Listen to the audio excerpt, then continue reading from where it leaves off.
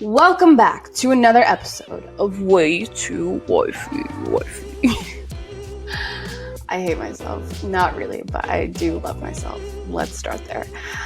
You guys, this week's episode I am way too excited about because it is a topic that I know all too well. And the reason why I even thought about this, the reason why I want to talk about this with you is because I have had multiple gentlemen suitors looking to fly me out to their cities. And recently I've gotten like 2 or 3 requests and I'm like, what is happening? It's not something that I like to do anymore because I have had the most traumatic experiences that you could think of. I have been kicked out of someone's house.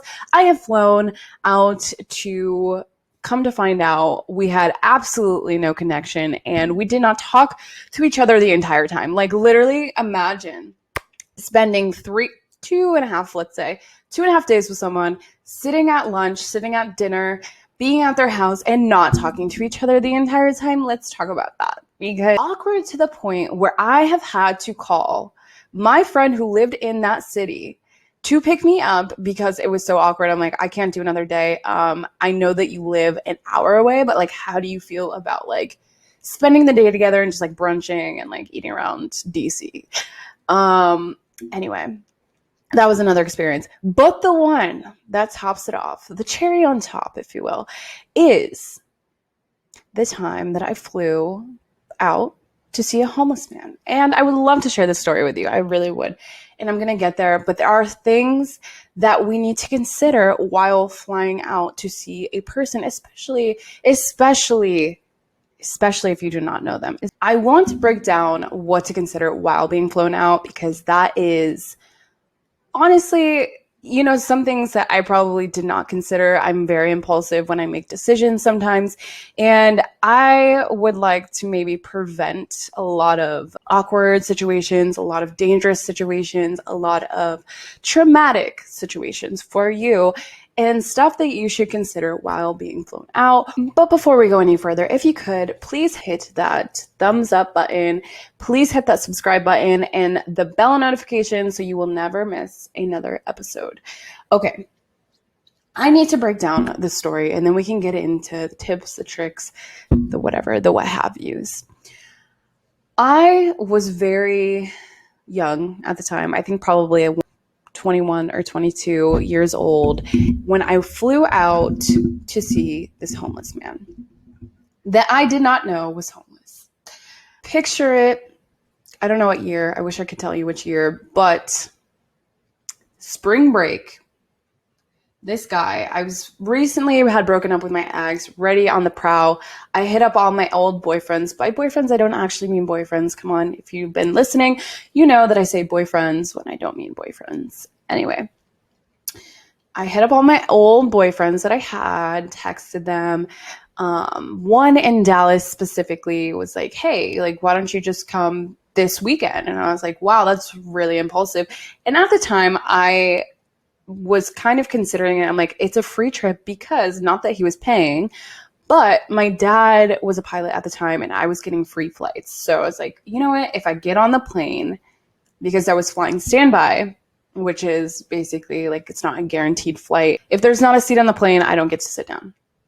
But I'm like, if I am supposed to fly to Dallas, I might as well just go and try and see if I can get on this plane. And then if I don't, then I'm not supposed to be there, right? That is my logic. And, I don't regret it because I think it was honestly like such a good story. But I probably wouldn't have gone if I knew what I was getting myself into. I hit him up. We're FaceTiming. He's like, oh my God, you should come this weekend. It's going to be great. It's spring break. All my friends are partying. It'll be a good time. And I was like, you know what? Let's do it. Zero thought into it. I didn't see where he lived. I didn't see where we would be staying. I was just like, you know what? I'm going to head out on this plane. So the weekend rolls around and he's actually calls me the day before and he's like, hey, I don't want you to get mad, but I am going to go to a place that is 8 hours away from Dallas, and I'm going to do my spring break there before you get here. So I will see you back in Dallas. the morning that you fly in. So that Saturday that I fly in at 7 a.m. is which was when the plane was landing. And I was like, cool, don't love that idea, but if you promise to be the back, that's fine. And he's like, here is my friend's number. They're going to pick you up from the airport. I have no information on this person. I don't hit them up. I'm like, okay, my plane leaves. I have to be up by like 3 a.m. I need to leave by 4. I start heading to the airport. I text him like, hey, I'm on my way. I'm clearly not expecting him to respond at that time because I realized that it's like an awkward hour in the night. But like in my mind, I'm like, maybe he's out and he'll respond back. No response, but whatever. We're still going to try to get it on this plane. And on standby, they wait till everyone basically boards and then they call the passengers up. And the first passenger, I think there was like 2 extra spots on the plane, so 2 standby passengers. And there was a list of people. I was number 3 on the list. So I'm like, okay, so I have to make that second spot or I'm not getting on this plane. So they call the first name, the person gets on, he boards, and then they call the second name. And I was like, oh my God, like, am I going to get on? Are they here? Are they here? That person was not there. So that means me, third in line, is hopping on this plane. And I'm like, fuck yeah, that's how we do it. I'm supposed to be in Dallas. I get on the plane, I sit down, and immediate anxiety fills my entire body. I am balls to the walls, freaking the fuck out. I have lost my absolute mind on this plane. I've never had a fear of flying. I don't get anxiety while flying. I am on this plane having a full-on anxiety attack because he hasn't messaged me back. And then I realize his friend who's picking me up, I don't know anything about them. I don't know what they look like. I've never talked to them. I didn't hit them up. There was no time for me to hit this person up at all because I was in the air and there's no service in the air. So the entire time I couldn't even sleep. And one thing about me is that I like my sleep, especially on the planes, and I could not sleep for even a second. So we land, and I'm hoping that he's like texting me back at this point saying that he's like on his way back and then he can't wait to see me. And little did I fucking know that I didn't hear from him still. And I'm in Dallas without a word from him, freaking out because I'm like, oh my God, did he just tell me to come to Dallas and that he's not even here? And I am stuck in this city that I know no one. And so I'm like, okay, let me head to that number. And then I get a random text from a number saying, hey, I'm not really sure if I'm supposed to pick you up, but I'm here at the airport. Like, where are you? And I was like, thank God he sent me someone who's responsible and knows what the fuck they're doing. And I'm like, is this a guy? Is this a girl? I don't know who he's sending for me. I get outside and I'm like, hey, what car are you in?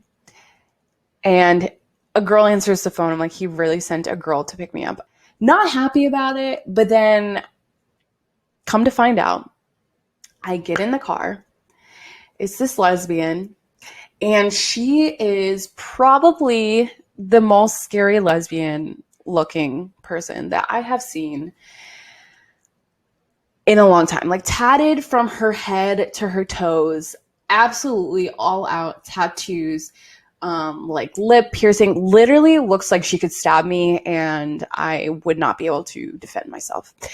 I get in the car and I'm like, hey, nice to meet you. She brought this other girl with her, so it's not awkward, which I kind of appreciate. They're just like smoking weed in the car, and I have full-on anxiety. The car reeked of weed. I did not smoke, and I was freaking out. I'm like, oh my God, we're gonna get pulled over. She's speeding, and I'm gonna go to jail in Texas, and I'm freaking out.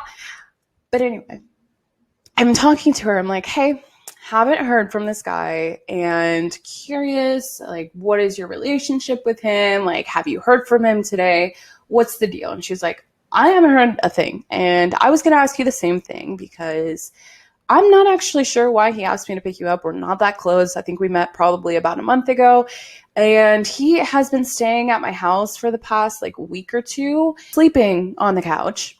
I'm just curious if like you're also going to be staying over or where you guys are staying because yeah, he's been couch hopping from friend to friend and I was like, "Oh, good. Good. I would fly out to see a homeless man because why would I not double check where he lived? Why would I not put some pieces together and like maybe like ask him some more details about where we would be staying, about his place, about really pretty much anything. I went into this absolutely blind.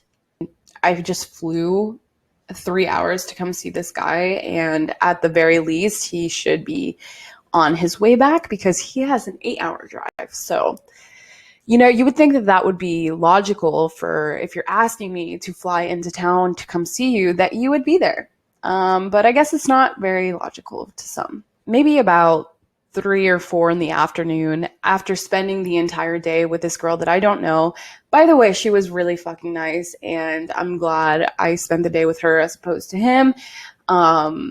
She was super cool, very comforting, made me feel at home.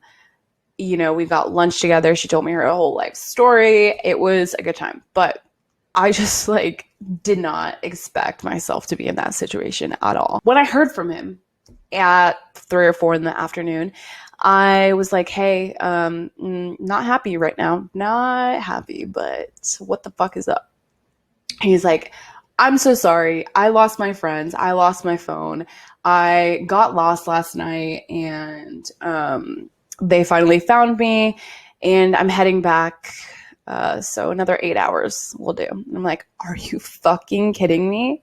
This man was probably sleeping at another bitch's house. He was probably out doing God knows fucking what. And then he's going to come back to Dallas to hang out with me, who flew in specifically to see him. If you wanted a spring break, just fucking spring break. I didn't have to come that weekend. Why didn't you, like, let me fucking know? You know what I mean? At the very least. So he comes in probably about midnight, and I was just not happy to see him. I did not. The whole weekend, we had, like, couch hopped from one friend to the next. I mean, like, it was the entire weekend of me basically being homeless with him, like him showing me his like lifestyle and me having to pay for his entire livelihood. Like I paid for his food, I paid for the alcohol to for him and his friends, and I like was not expecting to do all that. So anyway, it was definitely a shit show. I hung out with like him and his friends, and at the end of it, I was so ready to get home. I never talked to him again. And then this man had the audacity.